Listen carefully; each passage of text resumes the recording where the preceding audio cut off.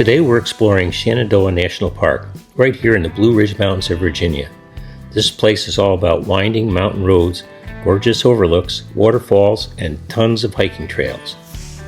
We spent 5 days in the park, and this is one in a series of videos about the things we did while we were in the park. Dark Hollow Falls Trail. This is one of the most popular hikes in Shenandoah National Park, and for good reason. It's a short but steep trail that drops you right at the base of a stunning 70-foot waterfall. This trail is full of lush forest, rocky streams, and plenty of spots to stop and take it all in. This is our last full day in the park, and we decided to do 2 or 3 shorter hikes instead of one big one, just to kind of experience little different parts of the park.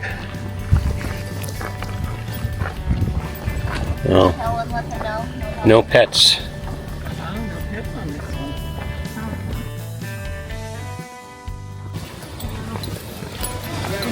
This is out and back though, so we're going to have to come back up this.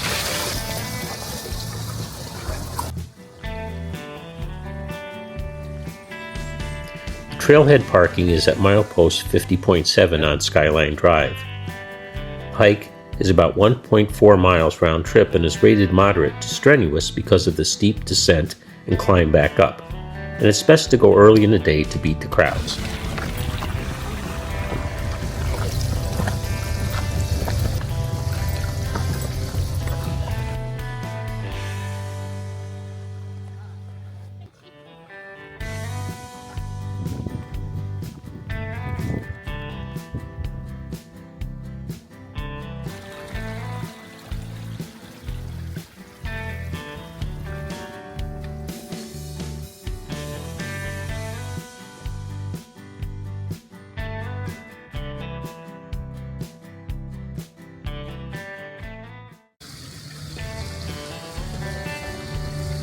Yeah, that's fun. I like those steps.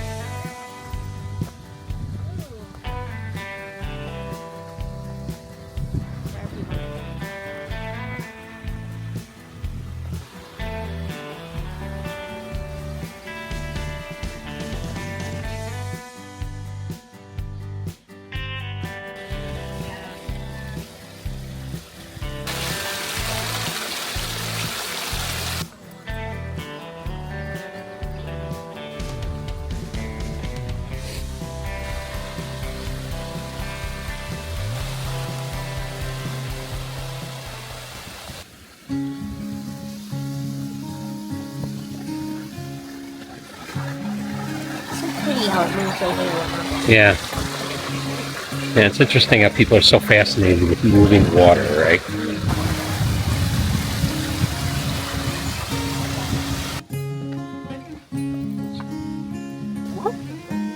Lower Falls Viewpoint, 1,000 feet.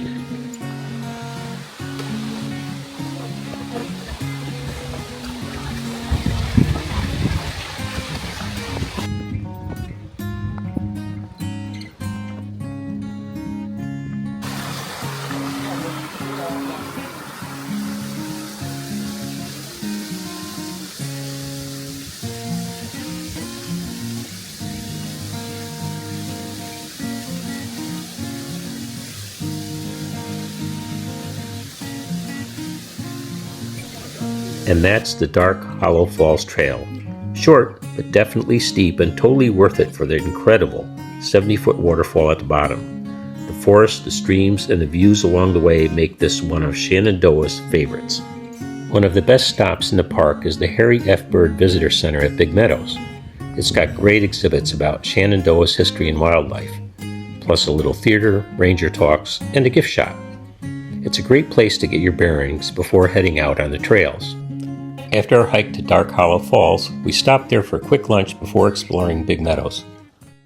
This wide open area is full of wildflowers, occasional wildlife, and incredible mountain views all around.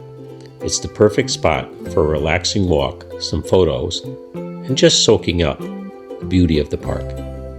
Big Meadows is one of the largest high-elevation meadows in the Blue Ridge Mountains, sitting at about 3,200 feet. Before the creation of the Shenandoah National Park in the 1930s, this area was used by settlers and local families for farming, hunting, and grazing livestock. The wide open fields were maintained over centuries through these agricultural practices. During construction of Shenandoah National Park in the 1930s, Big Meadows was used as a temporary housing area for workers. Many of the laborers, including those working on Skyline Drive and the park's trails, stayed in makeshift camps in and around the meadow. This open area was convenient because it provided flat land for tents and temporary structures, and easy access to the surrounding construction sites. When the park was established, much of Big Meadows was preserved as open space, which is rare in an otherwise forested park. Today it's known not only for its sweeping views and wildflowers, but also as a hub for wildlife like deer, bears, and a variety of birds. Based on a recommendation from one of the rangers at the visitor center, we opted to take the trail to Rapidan Camp, President Hoover's historic summer retreat in Shenandoah National Park. The trail is about 4.5 miles round trip, mostly moderate with a few uphill sections, and it takes you through peaceful forest, streams, and scenic mountain views. Now we're actually walking on the Appalachian Trail. We're like 50 feet before we do our other hike. Just to say we can tell everybody we've walked the Appalachian Trail, or at least on it.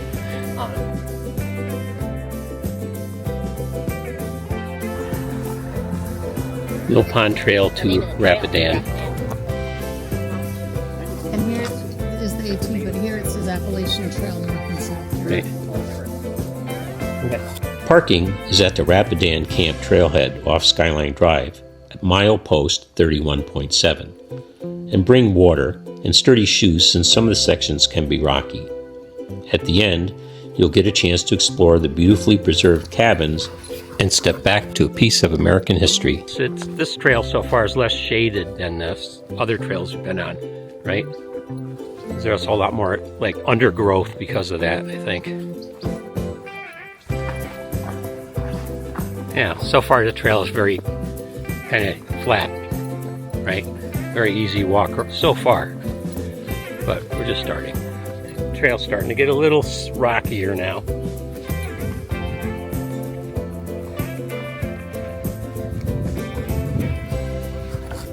Coming up on a stream crossing.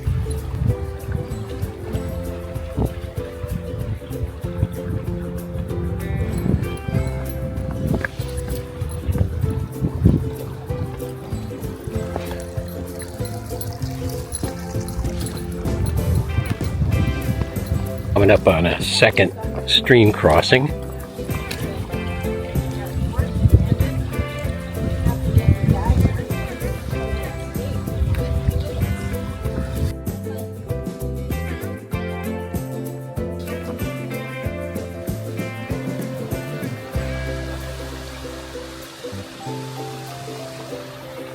This is also a horse trail apparently, because there's horse poop on the trail.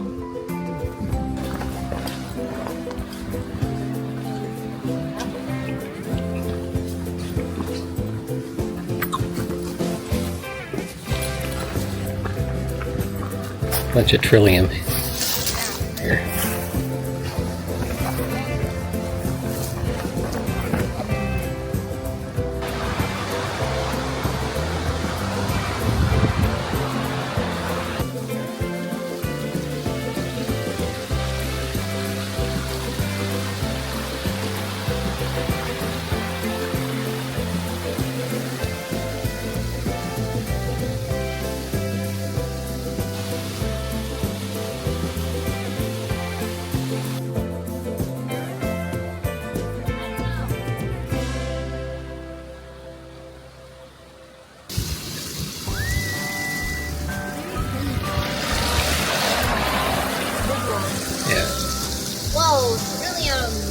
Oh wow, look at all of it.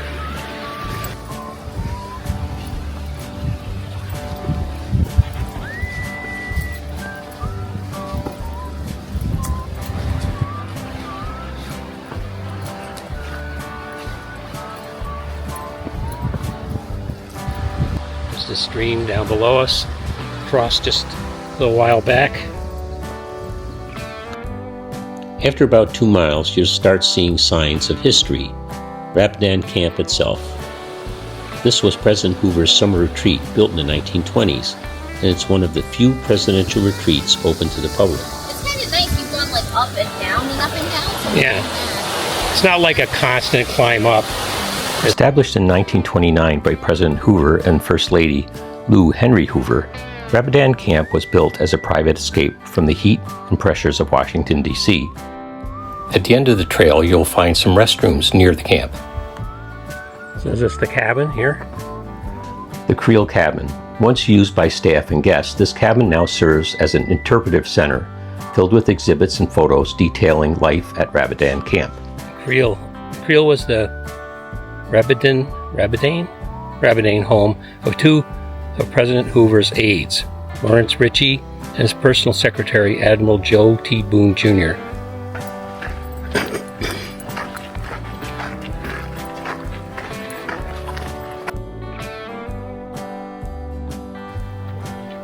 This is the former location of the mess hall. Hoover, an avid fisherman and lover of the outdoors, handpicked this location for its cool climate, remote feel, and abundant trout streams. Here he could unwind, but also work. Rapidan Camp hosted cabinet meetings, foreign dignitaries, and even British Prime Minister Ramsay MacDonald. It was rustic diplomacy, Hoover style. It's the Brown House. Originally, the camp had 13 buildings. Today, only 3 original structures remain, and each tells a story.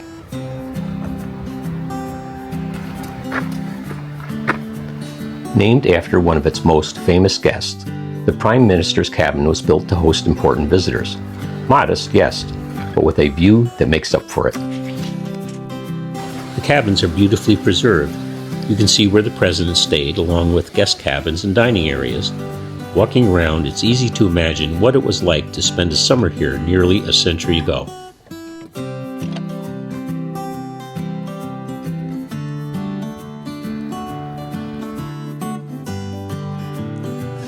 This was the main presidential cabin. With its simple design and cozy interior, it served as Hoover's living quarters. Today, it's restored to the 1930s era and open for ranger-led tours. It's time to head back. Instead of retracing the same trail, we opted to take the Fire Road. It's a wider, slightly gentler path that loops back to the trailhead, giving a new perspective of the forest. The Fire Road isn't quite as scenic as the main trail, but it's a lot easier on your legs. And that's the hike to Rapidan Camp, with the Fire Road returned. About 4.5 miles total, moderate difficulty. And it's a perfect mix of history and nature. Thanks for coming along. If you enjoyed this video, check out some of the other videos on our Shenandoah National Park playlist, or some of the other national park playlists on our channel. Like, comment, and subscribe so you don't miss any future content. Thanks for watching. Now get out and explore the world.